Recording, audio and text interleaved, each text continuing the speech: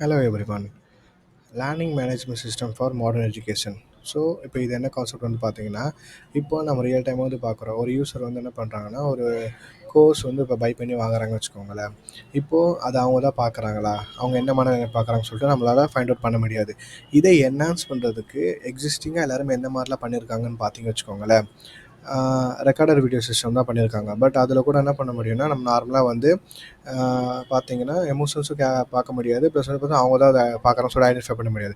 But நம்ம ப்ரொப்போஸலாக என்ன பண்ண போகிறோம்னு பார்த்தீங்கன்னு வச்சுக்கோங்களேன், attendance system plus emotions capture பண்ண போகிறோம். இது ஒரு ப்ரோட்டோடைப்பாக ஒரு பேஜை க்ரியேட் பண்ணிட்டு அட்மின் வந்து என்ன பண்ணுறாங்கன்னா, ஒரு டிஃபால்ட்டாக ஒரு 3 கோர்ஸ் எக்ஸாம்பிள் சொல்ல போனால் பைத்தான், ஜாவா டாட்னு சொல்லிட்டு இதுக்கான ரெக்கார்டட் வீடியோ வந்து அப்லோட் பண்ணுவாங்க. ப்ளஸ் அதுக்கான எவ்வளோ கோர்ஸோட ஃபீஸும் அப்லோட் பண்ணிடுவாங்க.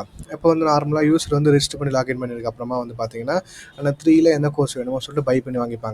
இப்போது அவங்க வந்து பார்த்தீங்கன்னா, வீடியோ வந்து பார்க்கும்போது என்ன ஆகுனா, ஒரு 3 ஆர் 4 செகண்ட்ஸ்க்கு அப்புறமா வந்து பார்த்தோன்னா, ஆட்டோமேட்டிக்காக கேமரா ஓப்பன் ஆகி ஃபேஸை கேப்சர் பண்ணிட்டு அட்டெண்டன்ஸ் வந்து மானிட்டர் பண்ணிக்கும்.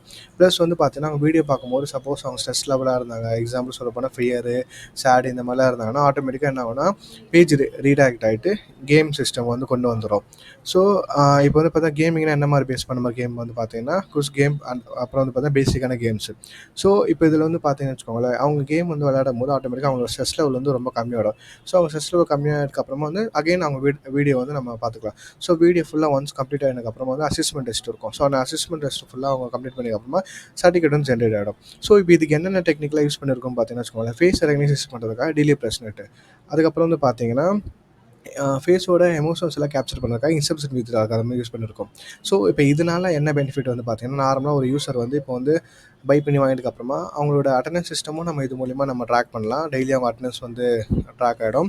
அதுக்கப்புறம் வந்து பார்த்தோன்னா, அவங்களோட ஃபேஸை வந்து அனலைஸ் பண்ணிவிட்டு ஆட்டோமேட்டிக்காக வந்து மிஷினே அண்டர்ஸ்டாண்ட் பண்ணிவிட்டு அவங்க சேடாக இருந்தாங்கன்னு வச்சுக்கோங்களேன், கேமிங் பேஜ் வந்து ரீடைரக்ட் ஆகிடும். ஸோ ரீடைரக்ட் ஆகிடும். இதனால வந்து பார்த்தீங்கன்னா, அவங்க வந்து கொஞ்சம் கேம் வந்து ரிலாக்ஸாக அவங்க விளையாடுறதுக்கு அப்புறமா ஃபுல் வீடியோ நம்ம வந்து பார்ப்பாங்க. ஸோ இதனால் அவங்களோட லேர்னிங் ஸ்கில் வந்து கூட இம்ப்ரூவ்மெண்ட் ஆகும்.